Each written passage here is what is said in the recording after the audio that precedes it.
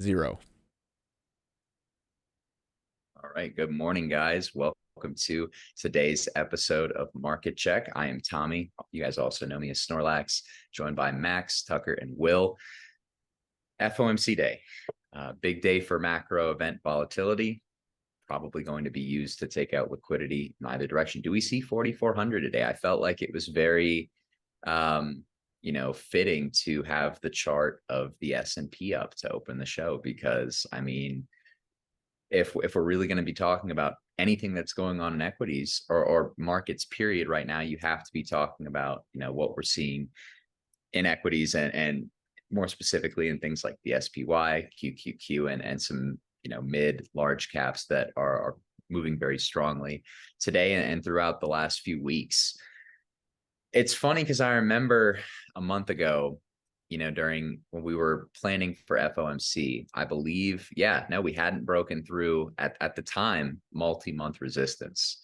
I remember, it was almost that resistance line was almost like a meme, right? And Will, even something you said to me before the show, I think I said, well, while we were coming up against this resistance was, how many times are we going to tap it before we when you tap a support and resistance line before it eventually breaks.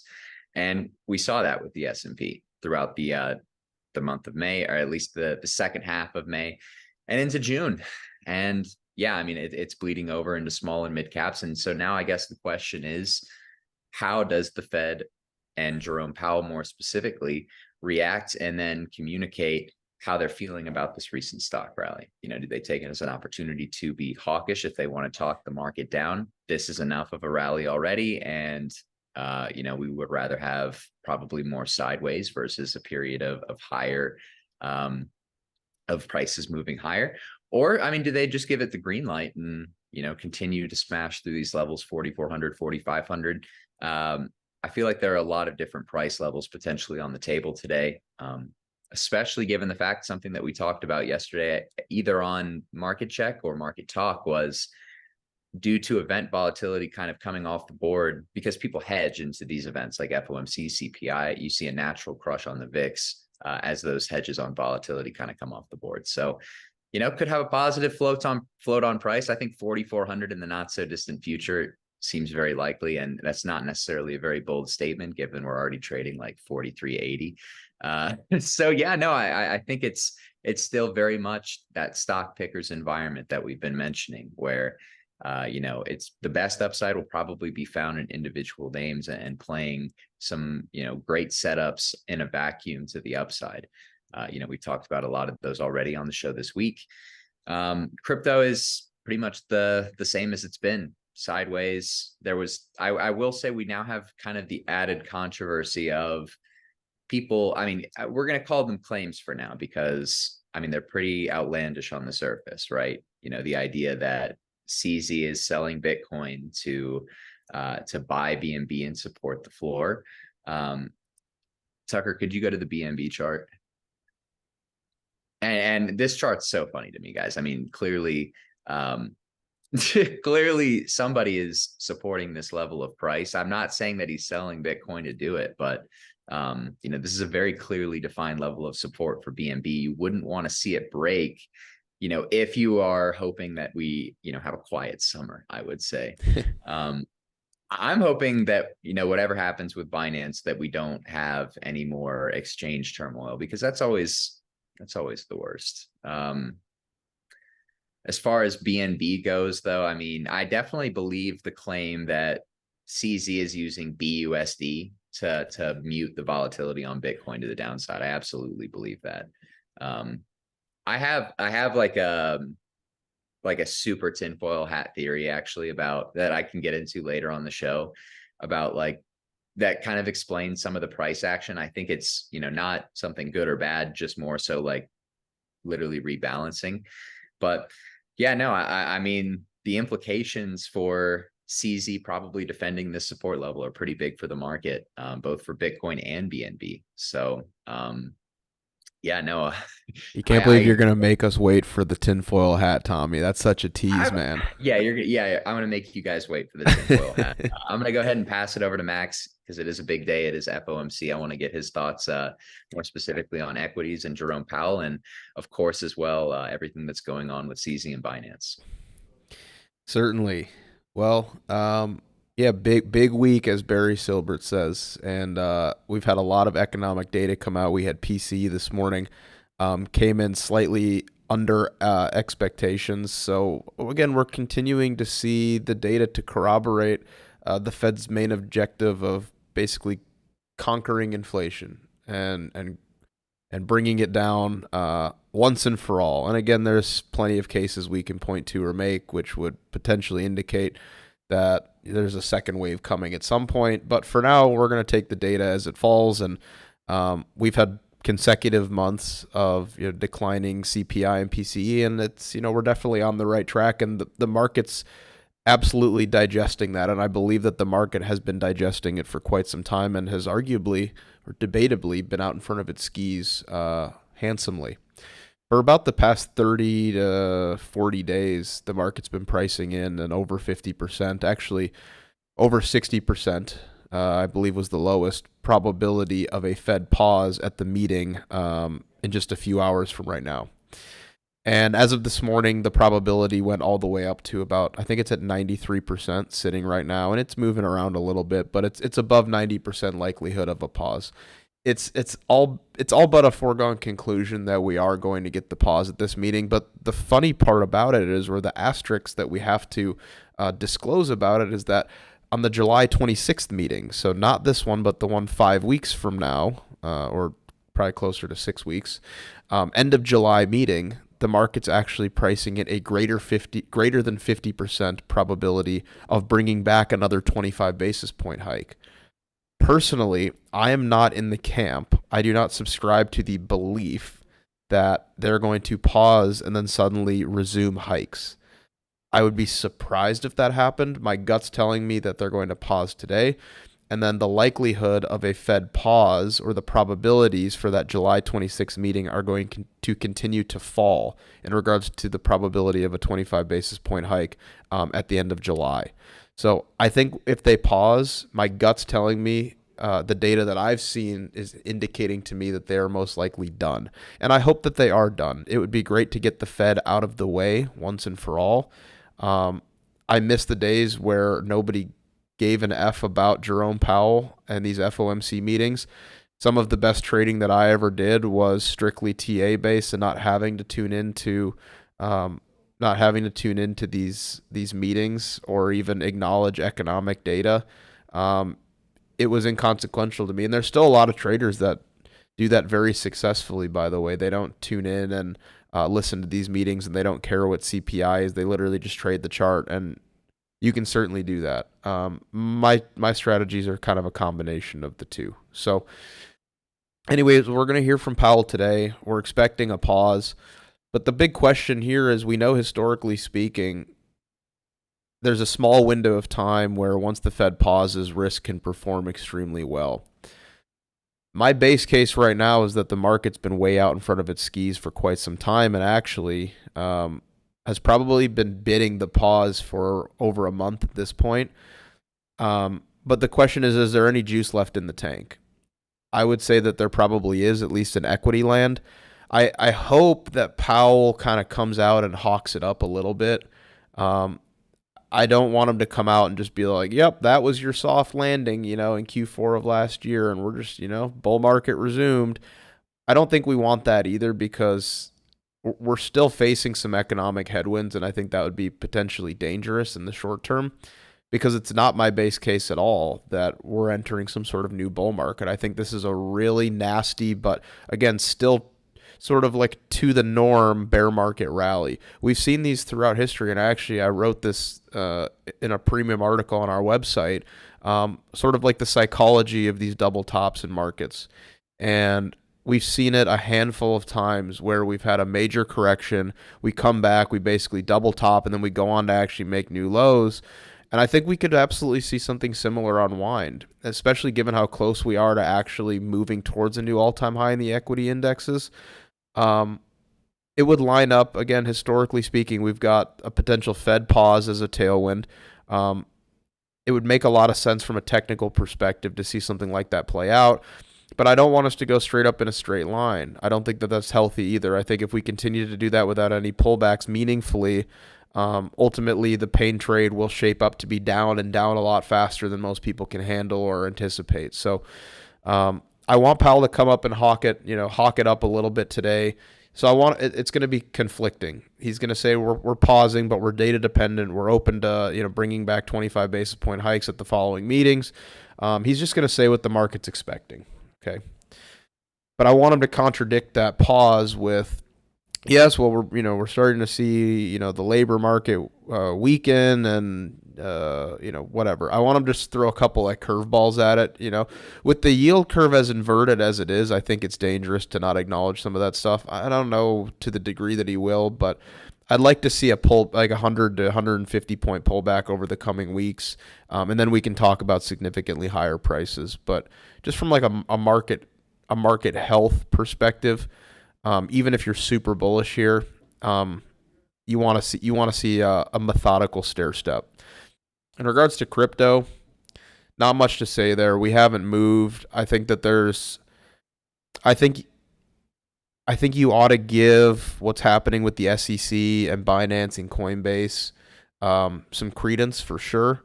I don't think it's a nothing burger. I think in the short term price can do whatever, but I don't think it makes a lot of sense to just completely ignore it and be like, oh, this is just your normal exchange FUD. No big deal. Like bid your favorite altcoins. I'm a Bitcoin dominance maxi in this environment, and really my main objective is structuring a pair trade where, regardless of U.S. dollar prices, altcoins will bleed back into Bitcoin or, at a minimum, back into Tether. So, yeah. Anyways, those are some of my entry level thoughts here. We'll have a long discussion today, I'm sure. Lots to dissect. But yeah, let's kick it over to Tucker. I see he's got TMF pulled up with. Can't see what's that at the top. Is that U.S. inflation rate month okay? over month. Okay. Oh, that looks a little correlated, huh? It looks just a little bit correlated, but I mean, obviously, I just if you zoom out, it's really not. But no, I was just looking at this right here, and I was like, huh. I was like, huh. It looks a little. It looks a little similar. I don't think there's anything there realistically, but yeah, no, I honestly hope he doesn't throw any wrenches in the works, Max, or any curveballs, because I would rather the market either have clear direction, either like let the market melt face for a couple weeks, or be super hawkish and like hike and like then we go down. Like because I don't know what the market's gonna do if he pauses and then is like super hawkish at the same time. We're gonna get like indecision and maybe like a float up or something, but we'll probably get hedges getting put back on. So I don't know. But yeah, I would rather him just be like straight up like well, that looks bad. I would rather him straight up be like, yeah, I'm pausing, like we're looking good, we're seeing an uptick in unemployment, but like I think we're looking good, and the market just goes to like 44.50.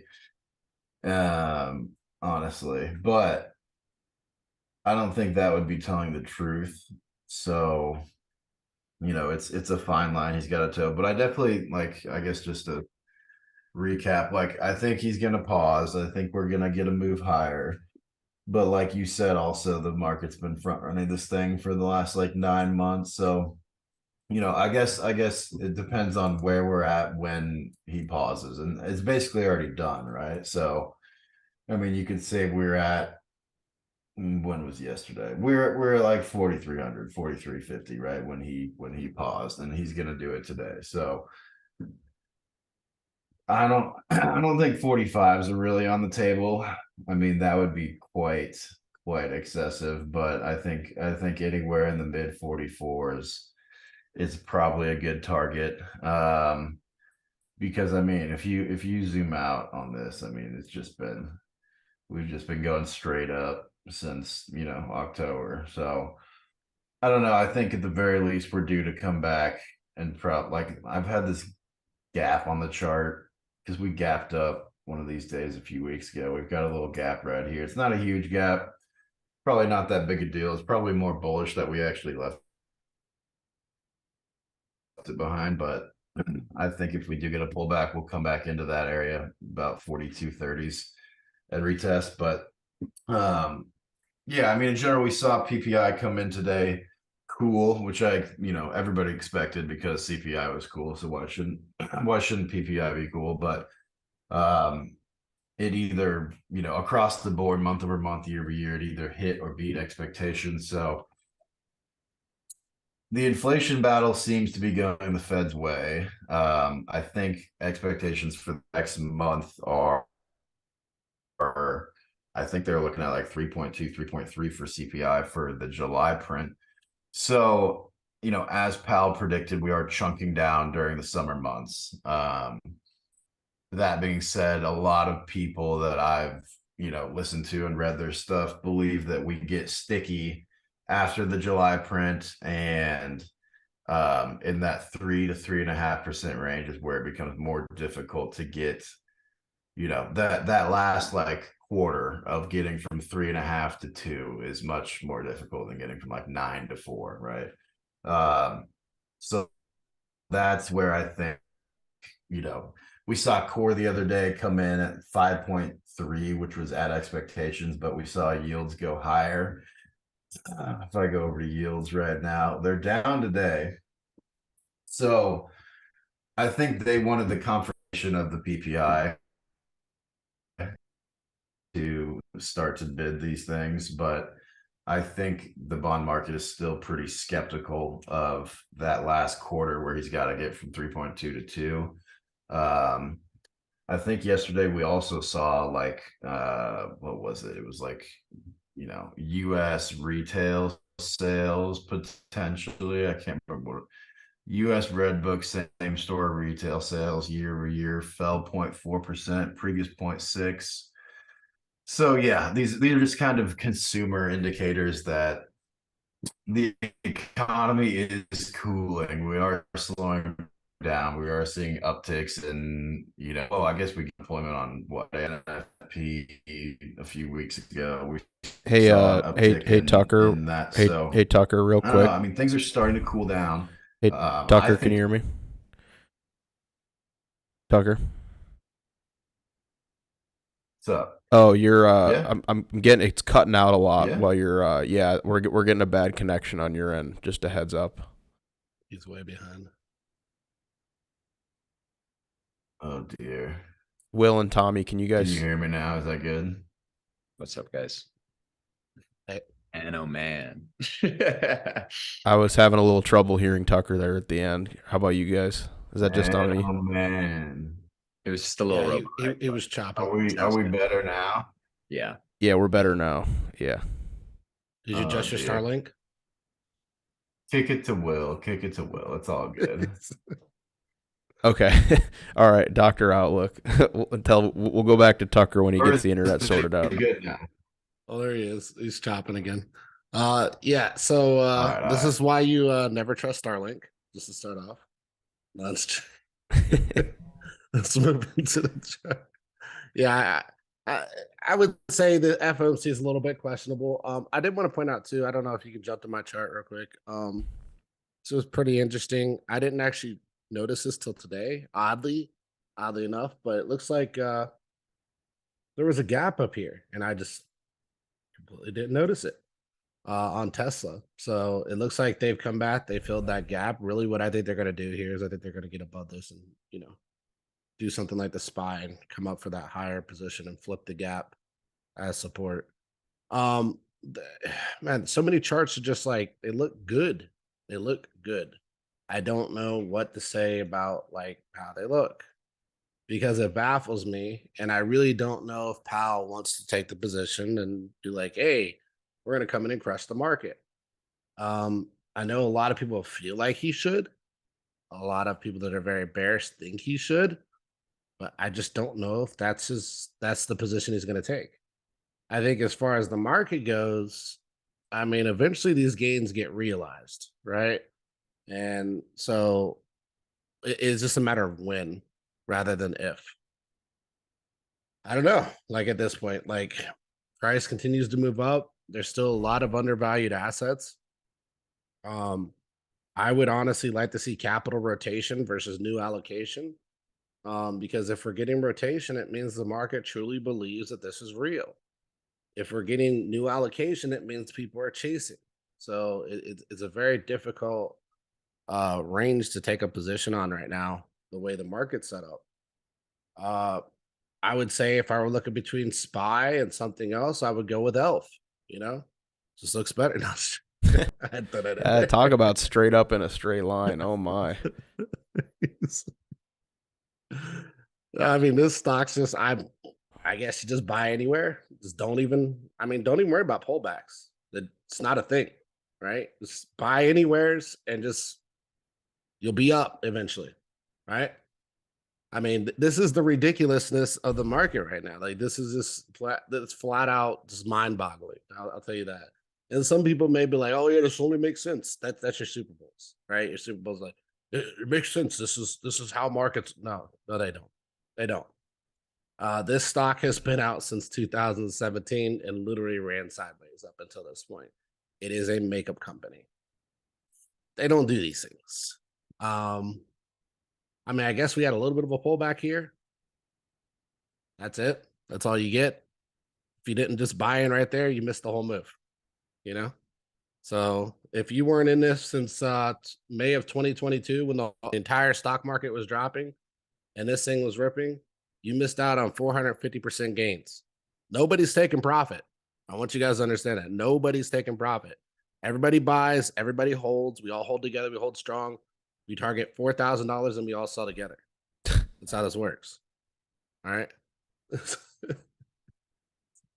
This is how the market feels right now. It really does. I mean, like, if people don't think it's indicative of 2021 all over again, I don't know what is. Yeah, for SPY and stuff like that, you know, I think there's potential really to double top here.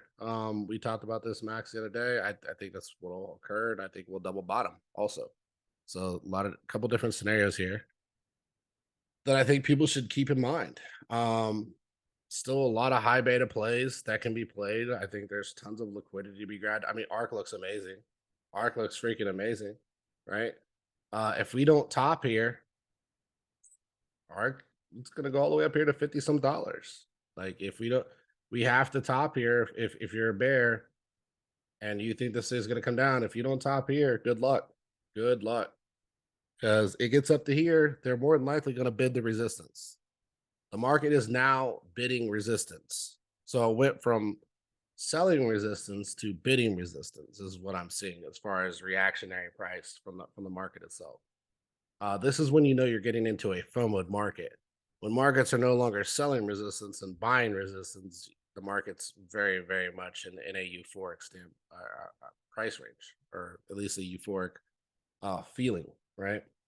So there's that. I mean, crypto just, I don't know. It's the ugly stepchild that nobody wants right now. It continues to wheedle here. Doesn't really have much price action, but I mean, as far as charts go, like BTC doesn't look bad. Doesn't look bad. I would say like I'm looking at something like this. It's more of a round move, a bigger distribution, right? So you got these small distributions, and really it's just a distribution zone on a higher time frame, a bigger move.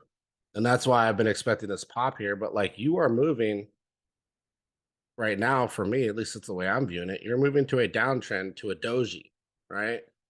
And let's say you don't believe in patterns. Do you believe in dojis? Because if we close as a doji here, what does that tell you about price?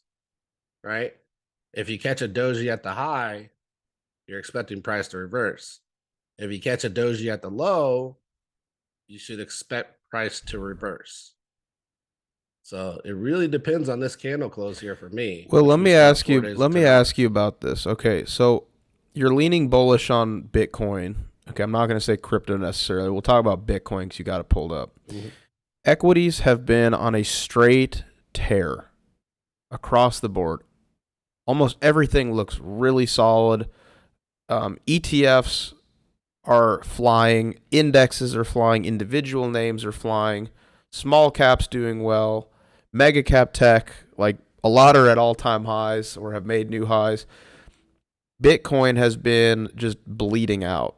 Is it your belief that we're going to see a rotation sometime soon into Yeah. Bitcoin? Yeah. Because we're moving out of high, or we'll say low beta to high beta. That's what I'm seeing across the board, right? And that was my thesis before the I mean, would you rotation to mid and consider low ARK cap. high? Sorry to cut you off, but wouldn't you consider ARK high beta or higher beta? Yeah, yeah, and I'm seeing bids there. I'm Well, seeing right, bids on ARC. we've been since May, beginning of May. ARK was, it's up what, like 20% or something like that. From Yeah, May yeah. 3rd, we're up 28%. Bitcoin's down in that same period of time, right? I mean, in a sense, if you look at it from top to bottom to here, yeah, you could say it's down. But if you look at it from bottom to top here, it's not down at all, right? It bounced off the lows here, and it's made all this price action movement. It's lost 20% of its move, right? And I guess that I view this two different ways. And if we look at it from year, if we look at it just by year, right? And this is the way a lot of institutions look at it too. We'll look at it year over year or just year. And if we look at it at just year, Bitcoin's in the green for upside, right? From January to now, Bitcoin's in the green, even with this pullback. Now, if you look at it month by month, yeah, month by month performance, it's down, right? But that's just in a 2 month period. But it's done that over here too. It was down over here for 2 months. So it's a difficult situation. I know we all have different opinions on direction right now, and which is great because it means that nobody's really following anybody. Everybody's kind of like taking their own perspective on the market. So I always welcome those kind of price, I guess, price predictions. But mine is I'm in the camp that this thing goes up before it comes down, and it's that mixed with a little bit of wave theory and stuff like that. And I think wave theory does play. I know not everybody uses that, but like you can't deny impulse, right? We call these wave theory. This is an impulsive move. It's a very heavy buy and move into a distribution, into another heavy buy and move into a distribution, and what I think will come is another heavy buy and move into a distribution, into a buy and move into a distribution, and that's just a bigger distribution range with a bunch of distributions in between. And then you got your pullback, and then you basically recover the entire move back to almost where it started.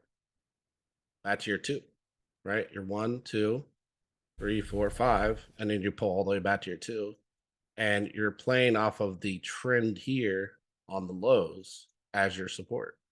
Um, Again, it's just my own process, but I know there are some people that literally just will wipe a chart and they'll come in, they'll look at this level by level. But even if you look at it level by level, structurally, it's sound. Like it is sound. That's as sound as you can get right there. Like you're sitting above any type of violation of support. And that's just me drawing one line on a chart. And then if we take it down even lower, again, you're sitting here and really we can even take it down to here and say this was more support. You never violated your support, right? And then we can take that even lower and we come down here. And I go off bodies for those of you who are watching typically. So really, I mean, you could even say this was down to here, but we'll just go off the wicks up here at the high just to show how much, dedication they've had to float price here. And we take this down even lower, and now you've got this price right here. And as these price zones get violated on the way down, that's where you start to become concerned, at least for me, right? Like if we start violating this price zone, hey, there's a good opportunity, good scenario that will at minimum come back to here, right? With good potential to go ahead and fully recover the entire wick. And if we start violating this price zone, then we'll at minimum come back probably to here, probably back to where we started. So it's just I'm just taking it by where liquidity lies. So move, liquidity lies, move, liquidity lies. As long as it stays above this price zone, I'm bullish. Right. That's my line in the sand. If we get below this, I start looking for lower supports. So what's that line for you? It's 25, 25 25 flat. 25 flat. If we violate 25 flat, I'm out. I think this thing will come down. I think it'll hit 24. Really good potential to hit 22. Right? Really, really good. I think I won't even say 24 because 24 is like up in here, right? That's below my support, even if I'm going off bodies. Well, what do you think's going to happen with FOMC today? If when he pauses, assuming the market's pricing it incorrectly, do you think we're going to get like another bullish impulse up?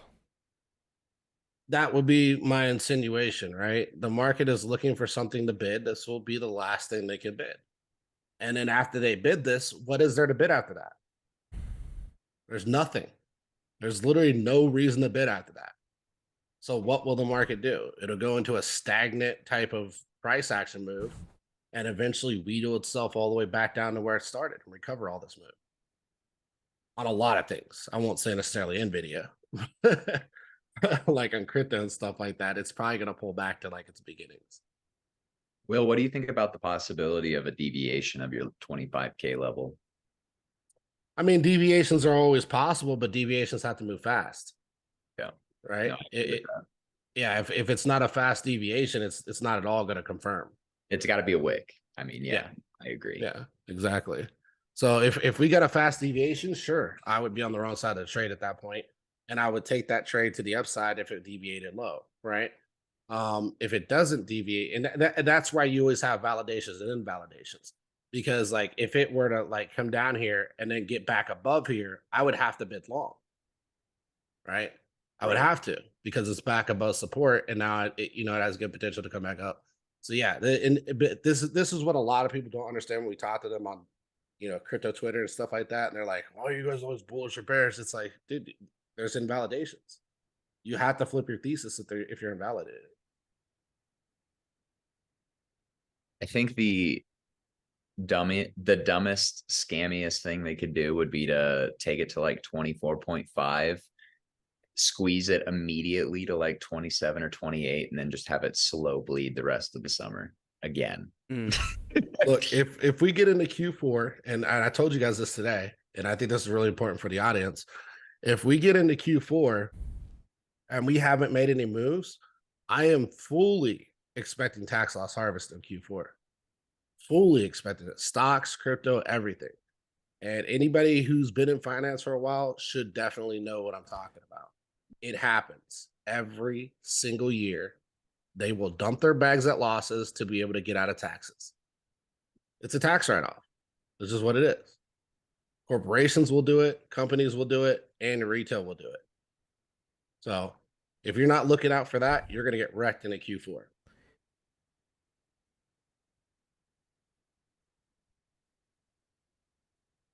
Tucker, let's get a mic check from you, my man. Mic check, mic check. Sounds pretty good so far. Sing Mr. Roboto. Oh, dude. Oh, really? Wait, quick question for Will. And he's gone. Tucker, it's not looking good, my man. Is it bad? Yeah. Oh no. I'm gonna. Can't even hear what you're saying. He muted himself. Yeah, I mean, I stayed up, and I told you guys this. I stayed up to like almost 1 a.m., 2 a.m. last night. I got up at 6, just so people know in the audience. Will's got that dog in him, man. Different breed. Looking for anything, man. Looking for anything. And there's nothing except for super, super, super high beta that you can play right now. It's crazy. Yeah, I mean, Rivian, Lucid, like all the stuff I've been talking about, those are the only things I can find where I'm not buying somebody else's bags. Everything else is peaked. CRC, this one I want to, man, I'm looking to What short this is thing that to the called? floor, man. California Resource Center. It's in California, short it. So basically, Is you it a can see short on right here. California? I would short California. Look at this gap. This thing is gonna get destroyed. I need this short. I need this That short. world is, man. What's the I IV need this like, short. or This is on the liquidity monthly. like on options for that? This is on the monthly. This isn't a weekly or daily. Oh This is my on the God. monthly. You So were talking from here to all the way up here.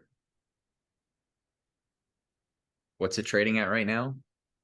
40, 41.93. 41.93. Now go ahead and do the short all the way down to $1.42. Do it, Will. Do they have the liquidity for that? It doesn't There's literally no open interest on any of these options, Will. Look at this gap though. Are you Like, gonna short it? bro, look, I need this short. Okay.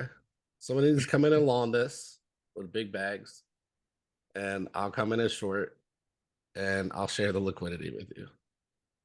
We're gonna have the only liquidity for the contracts. You're that gonna we be choose. trading. Just You're, PvP against each other for like favorable pricing. I was gonna say, yeah, you guys are gonna. You're both the market makers for each other. That's it. Gonna front run your target and nuke your premium. This one looks really interesting too. This is Sandstorm Gold. Um, these guys look pretty good, man. Like this is a bull flag all day, sitting at the lows. Really nice pickup here in momentum. It's just they're kind of hugging the middle here, but like I wouldn't feel bad buying here to be honest with you. Like even though they could fall back because you're still buying the lower range of the bull flag. So like this one looks really good overall. Plus, like look at this volume here. The volume on this thing is pretty nuts.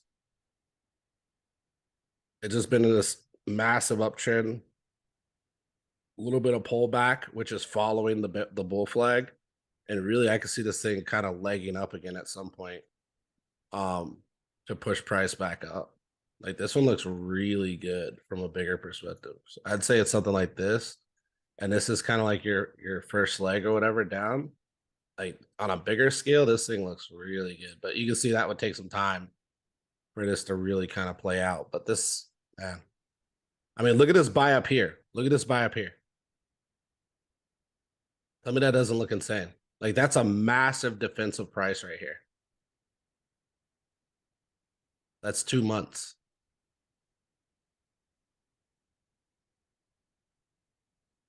$152% in 2 months. This one's pretty crazy. So like these are just like some higher beta plays that I've been looking at and stuff like that. That look pretty good. This is your CRC right here. Well, you need to short it, man. You've been talking about it for weeks now. Put the short on. Hammer it to zero. It's waiting for you. Look at this gap on this one.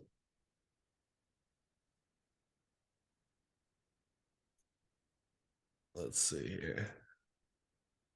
Here's the Naka trade we talked about the other week too. So this one's actually still doing well. This thing's pretty crazy, but we got basically support and resistance range right here. We're kind of setting above the 50, which is really good on a higher time frame weekly. So definitely liking this one. Volume seems to be consistent across the board. It's a little bit lower over here, but it's pretty much consistent in this area. So this one looks really good too. Questioning Palantir looks very overbought on the weekly, monthly, but that was always my anticipation in this price range is that we would sit here and consolidate before we'd move up again. So I want to share some crypto charts, if that's cool. yeah, go for it. I want to talk about Finance. All right. I'm looking at Bitcoin right now. I'll just describe it to you guys. I know we got to figure out how people can see this here. See,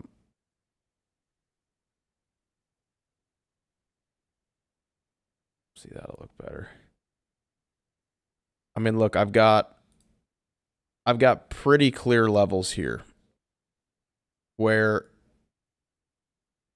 if I'm going to be bullish on Bitcoin, I feel like we need to go lower first or just literally move straight up. So I love the scenario where Bitcoin could potentially do something like this. Like floor gives out, we breach like, 25, 24 and a half, and then we get sucked back up, and then we do something like this, and then will is correct. And that little dip becomes a deviation, and then we start targeting the highs or, even like 35, something like that. But at the same time, it feels very weak to me. So let's look at it from a different angle. Let's remove these. On a higher time frame, if we go back, pull up the weekly.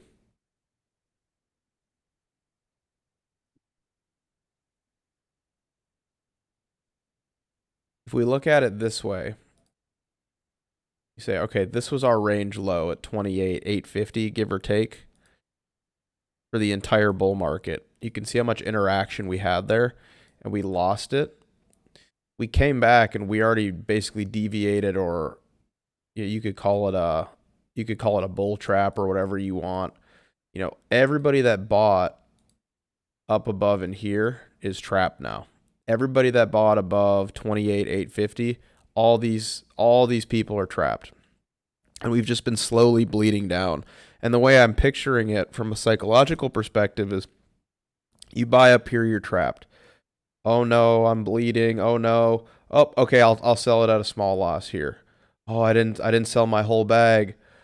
Okay, I'll sell at a small loss right here. And then eventually the floor just gives out and we nuke down right here.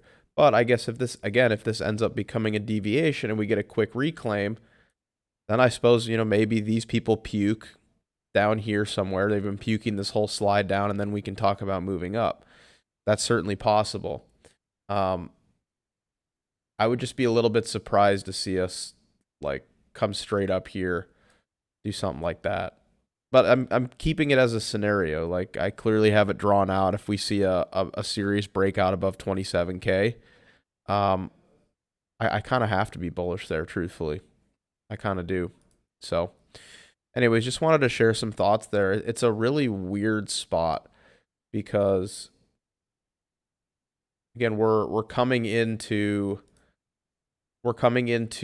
high time frame support. Like this should be concrete here. You would think this would be concrete. This cap price for a long time. So you would think that, again, low 24s to low 25s should hold. But at the same time, there's a lot of FUD out there right now. There's a lot of sell pressure. And truthfully, Bitcoin hasn't done anything in the face of equities showing a tremendous amount of strength. So it's a really awkward spot for me. What I'm most excited about would probably be Bitcoin dominance. This to me looks like a clear range breakout as of right now. But if we came back down, we were like back in here, and then this was all a deviation, then it's probably altcoin season, which it's not my base case at all. As you can see, I think that there's probably a chance we go up to like 60%, somewhere up here. Yeah. 57, 60%. I think if there was a time for Bitcoin dominance to perform tremendously well, it's now. Here's ETH. Again, it's like we're just in this giant range right now. Like we're just in this huge range. And it would seem very bizarre to me to see price float back up and like make a new high from right here. From a structural perspective, it would be really goofy after the move that ETH has already put in. I think there's a lot of cleaning up that probably has to be done here. Truthfully, like I think I think there's a scenario where you could see like, 1800 again. I would probably look to fade that at this point, look for something like that. And then we head down to the mid range. I mean, literally like 1500. So it would be very strange to me, but I guess there's always a possibility. Like if we move back above 1900, then it's like, okay, we shouldn't have gotten back up there. It's probably bullish. So, um, yeah, anyways, those are some thoughts on crypto. I just wanted to talk about them a little bit, but yeah, Will, I got you back up there on the screen. All right. Yeah, no, I agree. Like you can see my chart's very similar to yours. I was looking for a range, right? Range, and a breakout. Now, a lot of people aren't paying attention to this, and this is where I think they're going to get wrecked. Is like all you got to do is like squeeze the chart together a little bit if it doesn't really look right for you. And I would say it's something like W, right? It's just where does the top of the W in? So this thing can play sideways for as long as it wants, but Bitcoin dominance is going to break out 100%. Now the question is, does it rip when it breaks out before it dips? So dominance can be read a couple different ways. This is where a lot of people in crypto, especially, they get confused on how it can work. Dominance can work in two different ways. So it can work in the way that Bitcoin's outpacing alts to the upside, or Bitcoin is performing better than alts to the downside, right? So what that means is like alts are tanking and Bitcoin's tanking less.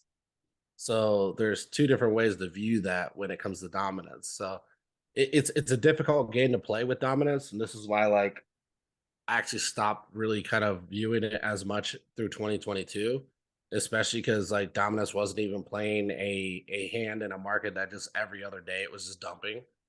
And Bitcoin was still holding dominance and stuff like that. It's like, how do you really measure that, right? How do you measure that? It's like, okay, Bitcoin's dumping less than alts. But I would say this out of all things here, and I have a lot on here because this is old stuff that I was actually looking for a deviation low before a breakout to recapture the previous low on BTCD. Now the funny part is everybody keeps saying how altcoins aren't going anywhere, altcoins are doing this, altcoins are doing that. The total market cap of altcoins is under 300 billion, right? Not to mention, which Bitcoin holds way more than that. Not to mention on top of that, you've got a higher low here, right? You got a higher low on dominance. This is telling me that Bitcoin is more bullish. It's just more bullish than altcoins as a whole, as the entire altcoin market together. And that, it makes me more bullish on Bitcoin in the long term. It really, really does. Like I never really viewed Bitcoin as much as a way to build real value in the past because you're just so caught up in the meme coins and all the things that can make you a lot of money. But the reality is like if you're not protecting yourself in this space if you don't have some Bitcoin, right? Like if you don't have some Bitcoin, you're very exposed to the conditions of the altcoin market, which are very volatile. And if you're buying up, you're getting wrecked. If you're buying down, you're getting good positions. Um, as far as this goes, and I agree with you also on BTC. That's fully what I'm expecting, Max. I'm not expecting this thing to wheedle up. I'm expecting it to do one of these, right? That's my expectation for the next move on Bitcoin is to do when I talk impulse wave, I'm talking about like closes here, maybe next month, boom, and just shoot straight up again, right? And then from there, everybody thinks it's an up only market, right? That's what they start believing. And then you wheedle back down, play sideways. That sideways though, that sideways will, not to interrupt you, but that sideways will be like the time to allocate to alts because that move high. If Bitcoin goes to 35K after, for example, if it dumps below 25 and then rips to a new high, I don't think that's what's going to happen, but Bitcoin dominance would absolutely be trading at like 60 or 65%. 100%. Yep. And that's what I'm saying. That's what I'm expecting. I'm expecting dominance on Bitcoin to rip and then pull back. And in that pullback, alts will allocate, right? You'll get that allocation to altcoins. And you'll see that on BTCD, and you're probably like, why would you expect BTC to rip? Because if you look at the history of BTCD, and we scroll out a bit to the whole history here, anytime BTC has gotten above kind of this accumulation zone, it's pretty much nothing but air above here. Like if you take this and you were to draw a resistance in here, there's only a few resistances here, right? And really, I wouldn't even call those resistances. I would call this a resistance because it's the closest one. But if we're not looking at that, then we should look at it like this. That's your next resistance because this is where we fell. This is where we accumulated, and now we're above that zone, right? So if the BTCD here in the next 16 days ends up above these wicks, I mean, where do you stop? Where do you stop? Where's the resistance here? Right? I think it's gonna rip when it goes. I don't think it's gonna go like grind higher. I think it's gonna explode. The candle. Yeah, I think alts will get annihilated, but they will recover fast, right? That's the thing. Alts will pull back. It'll be a rotation into Bitcoin, and then they will recover really fast. So if you're not buying at that point, you're pretty much missing out on what could come for the move, right? You got all this accumulation range. So yeah, you could say there's resistance here, right? You could say that.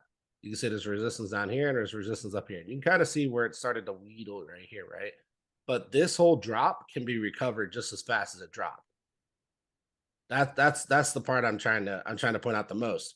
Once you get above this liquidity zone right here, where's your resistance on the higher time frame? Where is it? There's nothing. There's nothing from here at 50 all the way up here to 58. So I guess the question you got to ask yourself is the whole market tanking and Bitcoin tanking less, or is Bitcoin ripping and the altcoin market? See, part of me is thinking it doesn't even really make sense to bet on that. This is the clearest, safest trade to me is the Bitcoin dominance one. It's like, why even speculate on whether US dollar prices will go up for any of them? Literally just structure a relatively conservative pair trade, longing Bitcoin and shorting a basket of alts that should, in theory, bleed against their Bitcoin pairs, and just try to make that spread. I agree. It doesn't. It's like it's such a weird spot where it's like, I mean, Bitcoin should be performing well if equities are going to double top. If equities are truly going to go for the double top, I imagine Bitcoin's going to move up from here. I mean, you have to think that, right? I mean, that'd be madness if Bitcoin like nuked back to 20K and equities went and like made a new all-time high. That would be wild to me. Wild. Unless the SEC FUD is like, I mean, really serious and Binance is about to go under, then forget it. But yeah, what's up, Tommy? I was saying that's max pain right there, is for equities to go to all-time high with crypto going back to 20K. Has anybody looked at the Bitcoin SPX pair? I was looking at the NASDAQ pair earlier this week. It looked like trash. Which pair? SPX to Bitcoin? Yeah. Bro, I think there's a better chart than that. You want me to show you it? Hold on.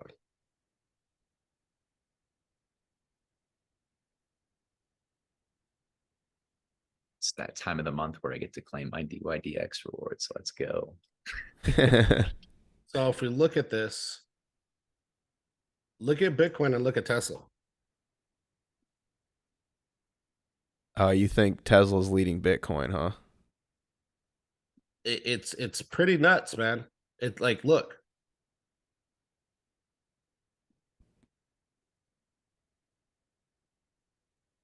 They pretty much bottomed at the same time. Let me see. I'm just saying, right? That is interesting. It's abstract. It's a weird trade, right?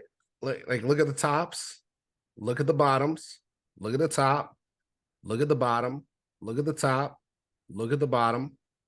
Then you got a little bit of bounce. There's a little bit of deviation here, but it's still top, right? But here's the difference. Here's the difference if it matters at all. Some people would argue that it does. Some people would argue that it doesn't. I'm just putting it out there. The difference is you don't have Tesla under very, very strict regulatory uncertainty or encumbrances towards on-ramping people. If you could potentially be held liable, or if you were deemed to be, not regulatory compliant or doing something illegal, if you bought a Tesla, you probably would see Tesla nuke. There's a lot of regulatory unclarity or uncertainty right now, or lack of clarity around putting any fiat into Bitcoin. Bitcoin gets looped with all of them, but I'm just going to say Bitcoin because unfortunately it's tethered, no pun intended, to crypto as an asset class. I think you just have such tremendous headwinds where like there's action in equities, and yes, it's bullish and people want to take risks and they want to bid, but they don't want to have to deal with the SEC breathing down the two largest, on ramps into an asset class. There's easier places to make money where there is regulatory clarity and there's not these encumbrances and this fear mongering. It's not being politicized. It's just, there's just a general lack of liquidity, and it's still, as Tommy says, it still could be a feature, not a bug, but it's certainly just feeling weaker, and I don't know who's going to step in with big money and be like, oh, time to like bid ADA and Sol right now, time to do it. I don't understand it, so I don't know if that matters or not, Will, but it's like, but what you're talking about is on ramp, off ramps, which I agree. But here's the thing. Everything right now is a security except for what? Bitcoin. So why can't it bid? Because it's still tethered to the rest of them, unfortunately. I'd say they're tethered to it. That's what I would argue, right? Like I guess there's different perspectives on that, but like I would say the entire crypto market is tethered to Bitcoin. Just like I would say most of the stock market is tethered to SPY. You see what I'm saying? Like I would say almost crypto. So to a greater extent, they're tethered to Bitcoin and crypto. Yeah. Here's the thing. Everything right now, including Bitcoin, is tethered to BNB, and that's the truth. That's true. I won't argue that. If BNB breaks 220, regardless of how great Bitcoin is and how clear the regulation is around what Bitcoin is, if BNB takes a nosedive, I don't think it matters. But how is BNB going to do that? Because you've got a bunch of degenerate gamblers with too much money and too much access to free and high leverage, and they're going to pummel it because they want to make money for themselves. That's how. Do we have a full moon tonight? Is this Tommy? Is this the tinfoil hat? You promised it later in the show. I'm just asking. I think it's been like 2 weeks. It would be a fitting time to have one. All right, I'm gonna show you guys something real quick. Hold on, just a second. Hollis is fine. So we're gonna go symbol. So I want to show you guys something real quick. I'm gonna show you how Binance makes its money. Hold on. There we go. Do you see on here how Binance makes its money? Man, they didn't get filled on that wick. That was like an Oracle glitch. I can tell you a lot of people got liquidated on that wick. We will fill the wick. I hope we don't fill the wick, but wicks do tend to fill, with the exception of COVID. The point I wanted to point out here is when you're max long at the very top, Binance makes all of its money. That's the point. And this isn't the only chart. This isn't the only chart. If people don't understand that Binance is literally a cartel, like I don't know what to tell them. Like they have hidden money for sure. Oh yeah. And I know people that got liquidated on this. And they were nowhere near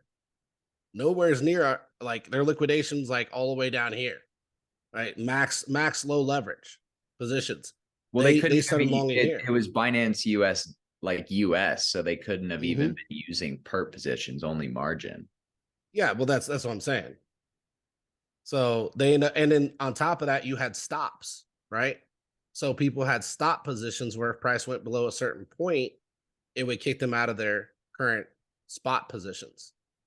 Are you telling So me that a lot of stops were hit too. people actually got stopped out on that wick?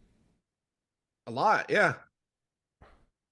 A lot of people got stopped out of their spot. I feel like the volume on it would be significantly more if that was the case. I know somebody in a previous group I was in, they got filled on this wick down here. They got filled on that wick. I told them to have Dude, you positions need to down get here those. just in I need to case. see that. That's incredible. I can pull that. Yeah, I know the person who did it. It was in old. I don't want to name names, but it was an old group I was in. But they got filled on this wick. It was one person in the group because that one person listened to what I said when I said put positions down here, and they got filled on this wick on Binance. That's incredible. So all I'm saying is like these type of scenarios happen all the time. Like they have altcoins. Man, I had so many in 2021. I got to go through and find them. But there are tons of altcoins that look just like this, where people got stopped out of positions based on big scam wicks. And this is what we call these. Like these exchanges, like a lot of people, Wicks, man. The Kraken Wicks in like January or February of 2021. Go to like Kraken Perps if you can find those charts and like, oh my god, dude, those were evil wicks. And they did have perps, so like I know people got wrecked by that if they were using it, because at the time that was, you know, one of the only favorable places to be trading perps as an American was KuCoin too. KuCoin was another one. They would consistently take you out. KuCoin had crazy spot wicks on altcoins, because I remember, oh my god, yeah, no, things went down like 60 or 70% more on KuCoin spot than they did on any other exchange. It would have been an amazing ARB opportunity if you had limits there. But that's how these exchanges work. They make their money off of these blips, right? Because if you go to tell them, hey, I got liquidated on some BS, they're gonna be like, not our problem. They're not gonna give you your money back. I know Bybit did that during the bull market. There was like a scam wick and they actually refunded people, but that was really rare. But I do remember Bybit did that and I thought that was cool. Well, Bybit, I think it's the only one that did do that.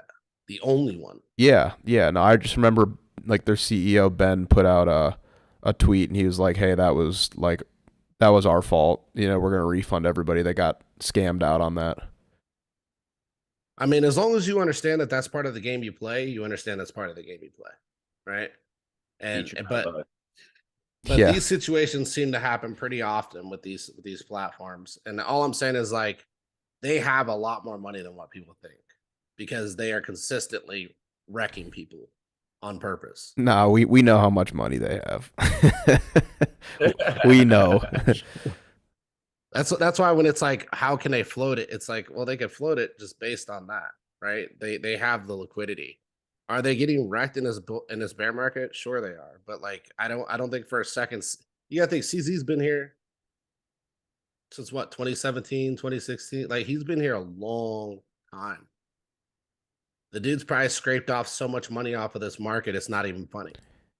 They had the highest exchange volume. They have the highest volume period when it comes to markets. It's so difficult to read this and say they're going to go under. Or they're not going to be able to support price. We're going over to Tucker's screen. He can't speak because he lives in he's mute. He lives in the middle of the woods and he doesn't have internet anymore, but we do have his screen up. All right, we're going to narrate this. So we have SKFI index. Stocks above the 50 week MA. I can't see the second half of it. All right. And we've got the S&P 5. Oh, wow. Okay. You trying to say the S&P is topped? That's what he's here. He's just showing data. That's all. And I'll pull it back up in 2 weeks. Look at the face. I love the face. He's just a little. It's a little questionable. All right, it's a little questionable. Can my Baba calls print first, Tucker?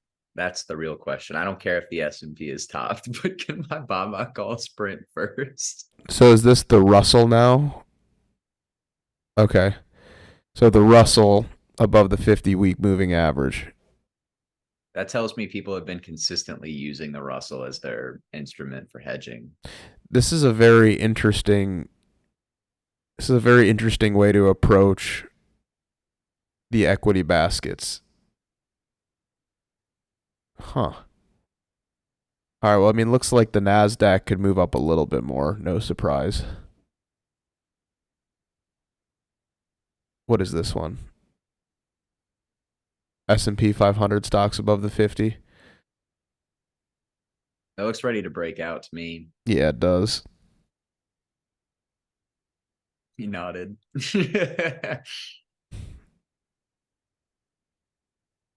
Russell and QQQ from this perspective look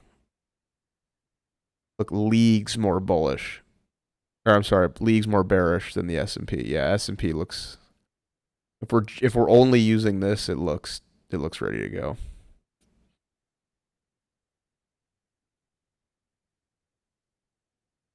Interesting. Wow. All right, we'll kick it back to Dr. Outlook. All right, I got the makeup for you. All right. All right, let's You see guys it. ready? I'm ready. Let's Okay. see it. Look, 21,414, 19,484. Right? You see these? I think you got to share your screen. I can't see it. Oh, am I not sharing? No. I thought I was sharing. Uh-uh. All right. Oh yeah, because I was looking at Tucker's. All right. Go ahead. All right, hang on. All right, we got Dr. Outlook back. He's live. 21,414, 19,488. All right, you guys see these, right? Look at Binance.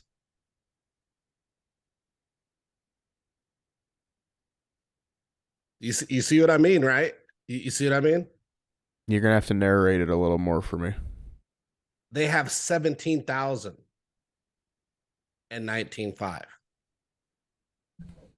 They have 21,000 and 19,400. Basically, if you had stops, they took out your stops, ripped it back up, knocked you out of your spot. But at the end of Again. the day, this is ultimately just Binance US.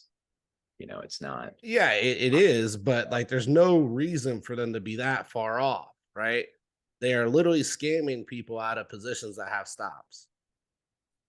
It's because they That's hate what the they're doing. bears, man. I can't blame them. The point being is like I'm just pointing out, right, that there are serious issues over here. It's been known, right? These aren't just Oracle issues. Like there's serious liquidity issues here. So, but the point is that they will continue to float this. That's what I'm saying. Like BNB, it's gonna stay floating, regardless of whether we wanted to or not. Like it's really dumb. Hey, I Will, learned my lesson. if that with this wick was real on Binance, the one that your friend or colleague got filled on, do you think we go Yeah. back and we backfill that wick? Bro, I was looking for that. Because but if I it's was just like, I don't real, know. if it's real, you have to assume that maybe we will. I didn't think it was real. I thought it was just like an Oracle issue or like a data syndication issue. I don't. Well, no, if it occurs on the chart, it occurred on the platform. It's not just gonna be like a sketchy type, I would say mishap that did or didn't happen. It literally occurred. We had a market for Bitcoin go to zero last year. I remember that. Yeah. But the thing is like when an Oracle reads something, it's not a mess up in the data. It literally happened. So It's usually like an algorithmic error in market making. yeah, it's on the platform. It's a platform issue. But the funny part is like I just showed you that one right there, right? So those are all Binance US charts. Now let's go to something like regular Binance, right? So that's Binance US. That's Coinbase. Right here's regular Binance. Now look at regular Binance Bitcoin. Why would they be any different? Why would Binance US be different from regular Binance? It's different order books, different liquidity. It's the same Oracle. It's not. I don't think Binance is going to be using the Binance US Oracle. Binance uses like a conglomeration of oracles to get its price feed, which is why when Sam tried to DDoS attack Binance through BitMEX, they failed because Binance had, they use an aggregation of price data rather than just one native one to Binance. Yeah, but what I'm saying is like they do use a conglomerate, but the whole point is that they use the same things, right? Oracles are oracles. At the end of the day, they read data. That's it. So like there shouldn't be a Binance blip US, like that. Binance U. The reason I say it is just because I wanted to use Binance US for trading perps, and I can't do that. You can only use spot, or you can only use spot liquidity there. So like it might be able to stop people out in the spot order books of Binance, but I don't think it can stop out leverage positions. Yeah, no. Yeah, it's because leverage positions would be running off the whatever chart you were basically looking at right there. Which yeah, I agree with that. But with KuCoin, that's a different story. But we can talk about that one another day. Gotta love. Yeah, KuCoin's definitely scammy as shit when it comes to leverage. I don't like using them, man. It's like the bastion of what would you call it, Max? The like the last bastion of true degeneracy, sovereign degeneracy. Yeah. It's our last inkling of freedom in crypto. I have had some nasty perp wicks on KuCoin for sure. There's a reason I stopped trading there. Yeah, I had to completely cut them out. I was just like, people like, hey, what do you think about leverage on KuCoin? I'm like, just don't do it. Yeah, like if you can't get it on a platform, just with any like science, you can't do it. I was playing Luna Classic on perps there. I mean, not even a big position. Like the notional size was, I think, $20,000. So it was tiny for a leverage position. And I go to sleep, and an hour later, like Bitcoin had pulled back like 4%, and Luna Classic on KuCoin nuked like 25%. And I got eliminated on the position. I was like, what the hell? No, I was using 5x leverage too. So I mean, I thought there was no way that, they would take my my stop, let alone my liquidation on this thing. But lo and behold, just funny to laugh at. That is hilarious. What do you guys see here?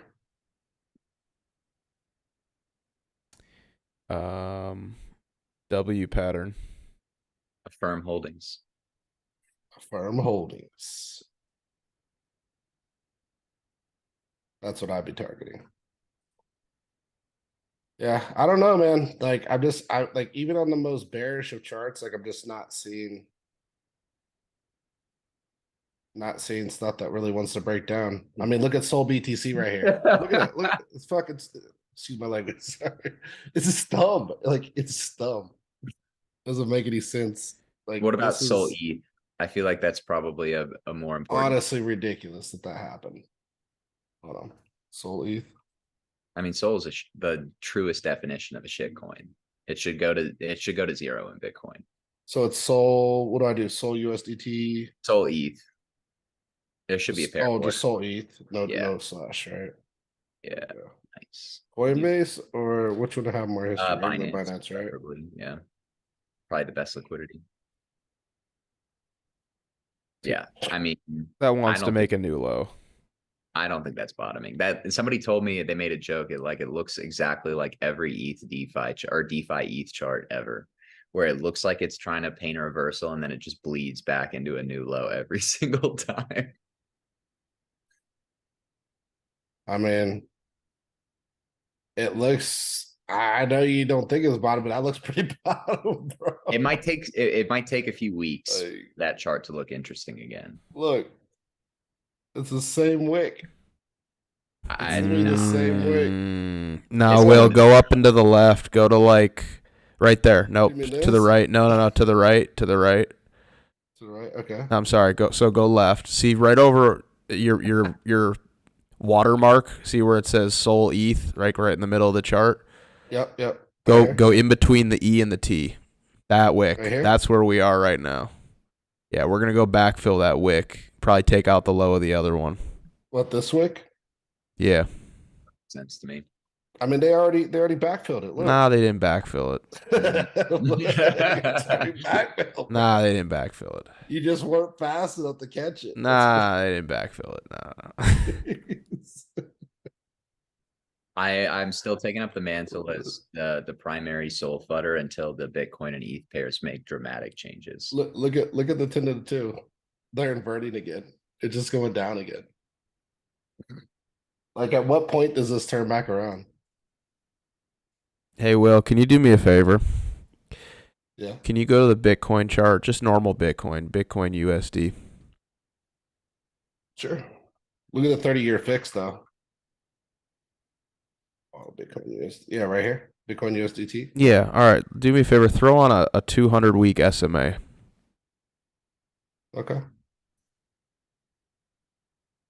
So I'll just use click on your settings for me. Inputs.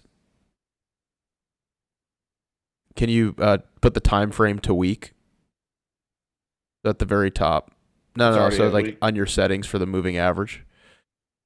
See at the very top it says chart. Move that to week. 1 week. Perfect. All right. Throw the moving average on so we can see it. Yeah, my charts. Hold on, let me just pull up a different one. I don't know why these things are messed up.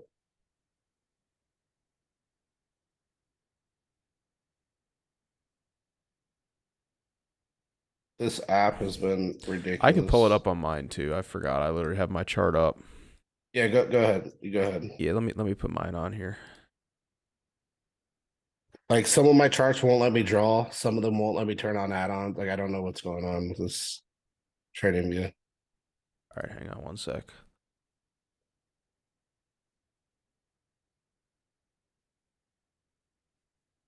Crypto alts, I mean, if you're just buying and selling, like, we typically use like KuCoin, Coin. I mean, you can use Coinbase, Binance if you want. Use DEXs if you have the liquidity, the money to do so. So All right, I'm texting you guys this picture so you can see it. All right, guys, listen in. Here's our 200-week SMA. Pretty apparent to me that it's acting as support and resistance. I know some people use moving averages as support and resistance. I typically don't, but this one's working out pretty good. In my opinion, since we've lost it, it would make sense to be bearish in the short term until it's reclaimed. It's sitting at 26.5. If we get some sort of reclaim up above, oops, I need to make that white now. If we get some sort of reclaim back above this moving average, and this is just a deviation below it, then I think you can look for a long. But until that 200-week SMA is reclaimed, oop, we lost. We lost somebody. I thought you were doing the Oh no, chart. Can you yeah, you got you want me to reshare? You got to keep your Okay. shared. It's like how the faces are set, like the camera. There you go. I thought you were talking and drawing. That's why I was. Here, let me share this with you guys again here. Oh, my bad. Okay, I see what you're saying. My bad on that. If we saw something like this, a reclaim of this 200-week SMA, then I get bullish. But while we're sitting underneath it, momentum is dwindling. It's been capping price. It's cap price before. I don't see why we'd be bearish or why we'd be bullish until it reclaims it. So, but wouldn't you say that's kind of moving into like a pennant there at the end, if you look at it?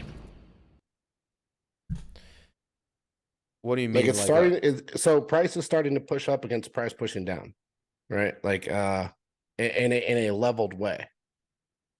You're talking like a bull flag, basically. So you're getting higher lows at the end there, just like you're getting lower highs. You're getting at like a pinch point, is what I would consider it, right? So like this is what you're talking about. Check your phone. Just the end. Just the end. Yeah, No, yeah, kind of.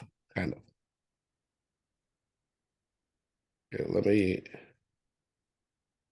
So, like, if I were to look at the daily, like how you're looking at it, Here, do you have your screen up? yeah, I would argue here we're kind of moving into something like this, right? And now you're kind of like at that make or break point, and it's like, okay, does price break down or does price break out? Because you're getting pressure to buy, just like you're getting pressure to sell. But your selling pressure is stronger here. It is because your angle's steeper here, right? It's just your buying pressure has been consistent on these lows to the point where it's very difficult to say they're going to try and sell through the lower end range of this, right? Um, it's like so I have two different theses here, and one is they're trying to slow the bleed to the downside. So when they're starting to try and slow the moment, they know the selling's here, but they're trying to slow the selling to a point to where they can stop sellers from selling, right? And then once you can stop sellers from selling to the downside, the only directional move from there is up because your interest is up then and not down. Because if there's nobody else selling, the only way you can revive volatility slash interest is to push price up. So like the move here is methodical, I would say from a market maker standpoint. And you could see the slow bleed where they like it's like somebody stepping in front of a bus and like a superhero and they try to stop it. They don't just stop the bus instantly, right? Because it'll crush the bus. They have to like slide across the ground and kind of slide back and slow the bus to a certain point and then reverse it back against the price. And that's really and that's what's been happening with these big we'll say impulse moves is if you look at the low here, it's something they did here too, right? So they started to catch the bleed and they started to push back against price, right? And really you would think that this is rising, so it'll fall over again. But the reality is they started to push against price and then they started to like trickle, right? And when you start to get trickle moves, see how small the trading range is? It's so small. You've basically bottomed or topped, right? Like if you're at a high end range, this right here would be a top. If you're at a low end range, this right here would be a bottom because you're getting no volatility. No volatility means no price action, which means to create price action, you have to create a reaction. If you're getting no volume, it means nobody's selling here. Hey Will, Right. I'm gonna jump over to Tucker. He sent something in the text chat. I want him to show this. Okay. All right, Oh my Tucker. God, this guy. OMG, Don't LFG, breakout don't you soon, do falling it. wedge. Let's go. Oh, what's he doing? Wait, what's Tucker doing? Wait. This is what you'll see on Twitter. Oh dear.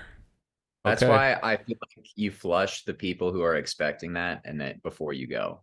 Like 24K and then rip it back. And then we can make a decision at like 28 or 29 whether or not we're going to see new highs or not. But Will was right. They have been painting that pattern of the bleed, and the main reason I kind of highlight it, and I highlight it on a lot of Giga Chat calls as well, is because when you bleed like that, you build up a lot of short liquidity, and eventually when you revisit, those people become forced buyers, and that's how they have been painting new tops despite no new demand for Bitcoin since like 22K. So yeah, no, You get it, man. You get yeah, it. I we mean, are It would getting make sense to just if you fade. guys It want would to. make sense to fade this bull flag really hard first. Like I think it's almost like too obvious. It just doesn't. I don't know. Like disbelief, 24 man. or 5, give me that sweet spot and some strength. I might long really aggressively too. Probably would even be looking at like 29, 30K. Look, I'll tell you guys, like when we were up here, like everybody's telling me, like, why would you short? Why would you short? Why would you short? It doesn't make any sense. And now, like, even on Twitter and stuff, I got people like, why are you long in here? Why are you long in here? And I'm not saying like our group, but like this is just a consistent thing that I'm seeing is like I've been fading the whole thesis of this is gonna happen or that is gonna happen. And I've been doing it more in the manner of, where's price at, where's resistance at, and I've just been following my own tune versus a lot of people following each other on Will, the you earnings. Will, you've been killing it, bro. Like you definitely have been killing it. And I also like I don't think you're off base with thinking that Bitcoin could like absolutely rip here.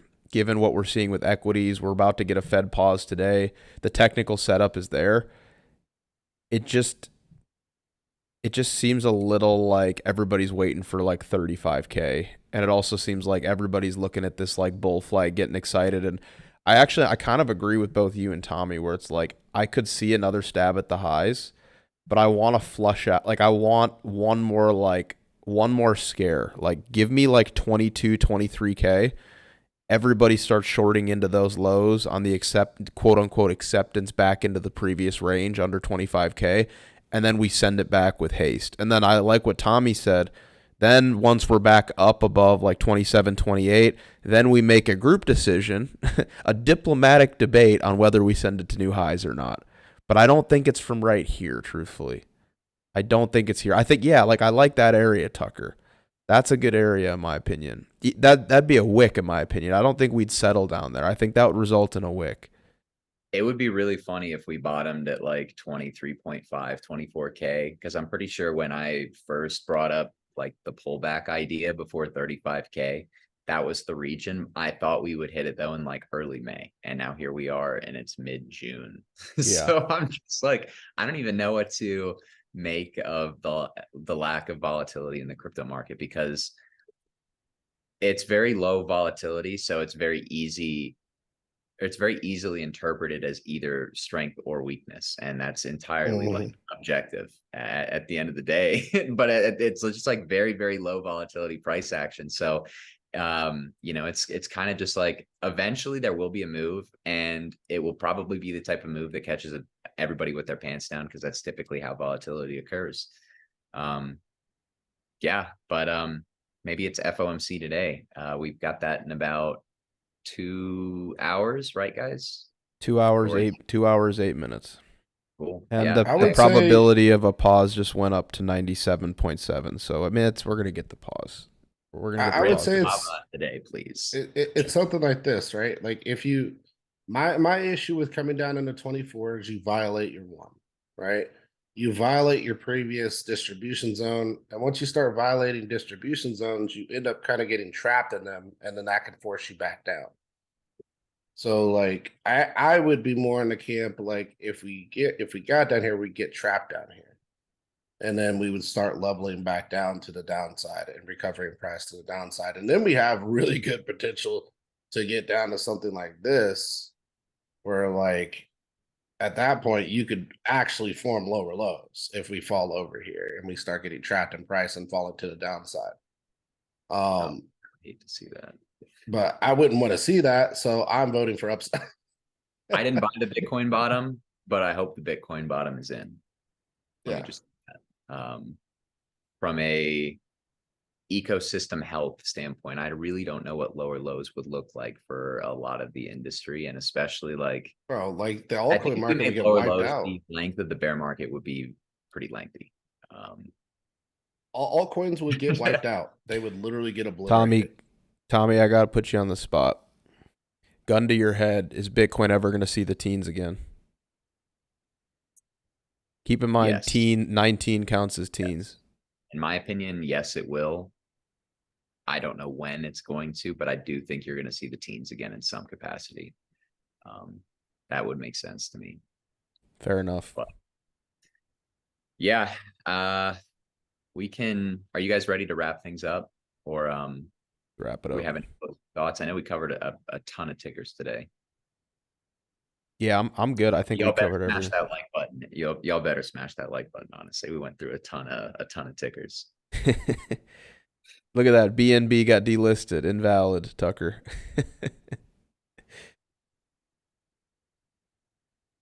All right. Well, on a more formal note, guys, we hope you enjoyed the show. We will be running a market talk this afternoon, breaking down all of the FOMC fallout. Will he pause? Will he not pause? Will we see 4,400 today? Or are we going to have to continue waiting? Will Bitcoin ever make a decision and give us any volatility at all? All coin markets found their vol. Will Bitcoin? But yeah, that's all from a market commentary standpoint. If you guys enjoyed the content, make sure to check out the link in our YouTube description, as well as the link in our Twitter for all of our links to premium content. We've got a Discord, YouTube, website, and a newsletter all coming out for you guys. Excited to bring you guys content on financial markets, everything crypto related into macro. We do it all, and we work really hard. So if you appreciate what we do, it's a great way to support us. But yeah, we hope you enjoyed the show. Like I said, we'll be back later today. And of course, we'll be back for another episode of Market Check tomorrow. I can't wait to break down the Darth Maul candles that we're going to see in about 2 hours.